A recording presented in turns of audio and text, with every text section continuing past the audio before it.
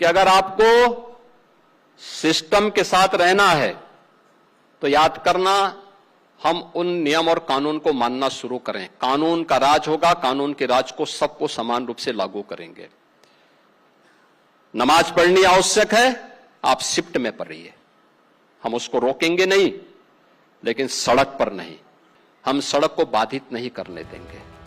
CM योगी के ये शब्द और मिजाज यूपी में उनकी जीरो टॉलरेंस की नीति के रुख को साफ दिखाता है, क्योंकि मुद्दा जब यूपी की कानून व्यवस्था को बरकरार रखने का होता है तो सीएम योगी का ये अंदाज इसी तरह से सख्ती भरा होता है।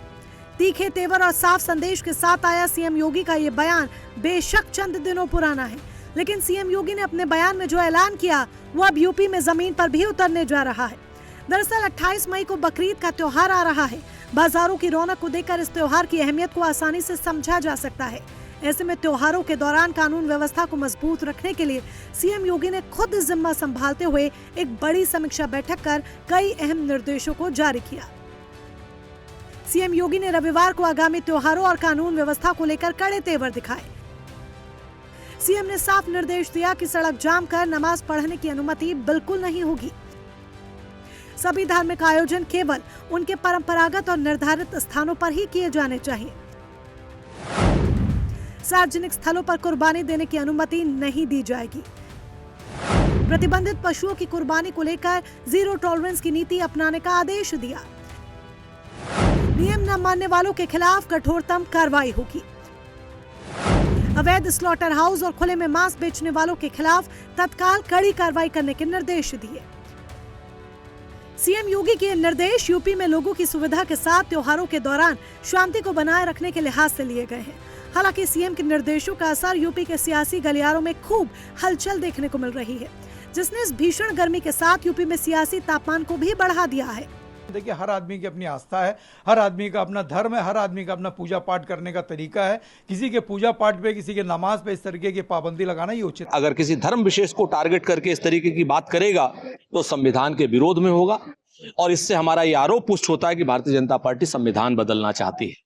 सड़क के जो नियम है वो बिल्कुल पूरी तरीके से लागू होने चाहिए, लेकिन धर्म विशेष के त्योहार पर अगर आप ये नियम लागू करेंगे और अन्य धर्मों के त्योहारों पर नहीं लागू करेंगे तो ये संविधान विरोधी होगा, देश विरोधी होगा और लोकतंत्र विरोधी। लेकिन आप अगर ये जिद करेंगे कि नहीं, हम जो 5 लाख ईदगाहें हैं, मस्जिदें हैं या धार्मिक स्थल है, वहाँ ना पढ़ करके हम सड़क पर जो है वो ठिठौली करेंगे तो वो ठीक नहीं है, और इसलिए जो है वो उसका सबको सम्मान करना चाहिए।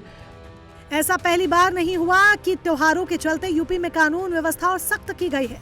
योगी सरकार के कार्यकाल में हर त्योहार में शांति बनाए रखने के लिए ये रिवाज पिछले कई सालों से चला आ रहा है, लेकिन इन गाइडलाइंस पर विपक्ष की ऐसी प्रतिक्रिया पहले नहीं देखी गई, और चुनाव से ठीक पहले इन गाइडलाइंस पर विरोध विपक्ष की नीयत पर भी सवाल खड़े कर रहा है। हालांकि इस बैठक के दौरान अधिकारियों को कई अहम निर्देश दिए गए, साथ ही बड़े फैसले भी लिए गए। सीएम योगी ने रविवार को कानून व्यवस्था प्रशासनिक समीक्षा बैठक की। सीएम ने घोषणा की कि अब यूपी के प्रत्येक जिले में साप्ताहिक चौपाल आयोजित की जाएगी, जहां आम जनता की शिकायतों का मौके पर ही समाधान किया जाएगा। राजस्व विवाद, घरेलू हिंसा, वैध वसूली और स्थानीय स्तर पर दर्ज न होने वाली पुलिस शिकायतों जैसे मामलों को प्राथमिकता के आधार पर निपटा जाएगा। साथ ही सरकारी योजनाओं से वंचित लोगों को चौपालों के माध्यम से लाभ पहुंचाया जाएगा।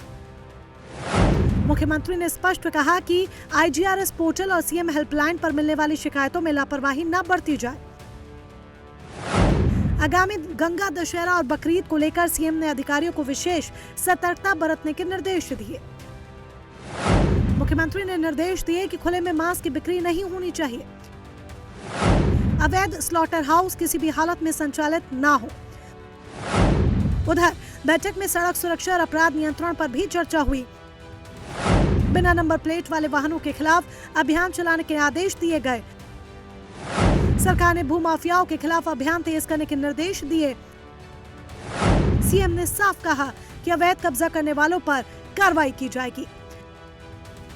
इन फैसलों के अलावा सीएम योगी ने तेज गर्मी को देखते हुए श्रद्धालुओं के लिए छायादार स्थान और मेडिकल सुविधा उपलब्ध कराने के निर्देश दिए। सीएम योगी की इस बैठक में मुख्य सचिव, प्रमुख सचिव गृह, DGP Rajeev Krishna, ADG law and order Amitabh Yash समेत तमाम अधिकारियों को दिए गए सीएम योगी के ये निर्देश, जिन्हें यूपी में कानून व्यवस्था की मजबूती के लिहाज से काफी अहम माना जा रहा है। वहीं विपक्ष इसे एक सियासी मुद्दा बना रहा है और सीएम योगी के इन फैसलों पर सवाल खड़े कर रहा है, तो बीजेपी की ओर से जवाब दागे जा रहे हैं। Bureau report, prime news.